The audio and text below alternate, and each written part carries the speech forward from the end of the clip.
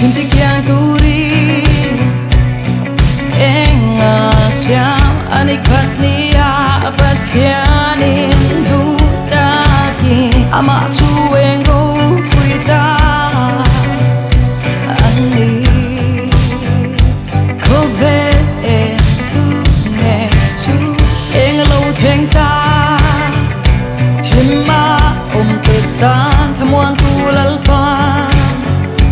Pathian ngaihla Aswai tak chilau lo Beng Anun nan laran hoi kirto lo Minti engka Iswa engin swa thinlung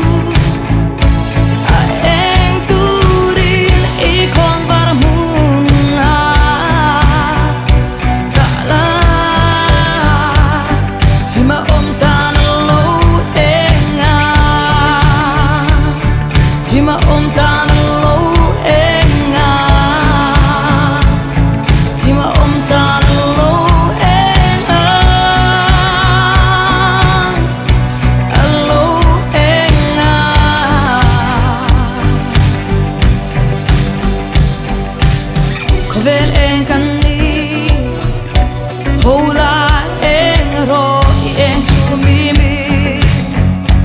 Muin engse Khawvel thimti Êntu ra Lokaka Nang le Kirtan po ena Minti engka Iswa engin Swa thinlung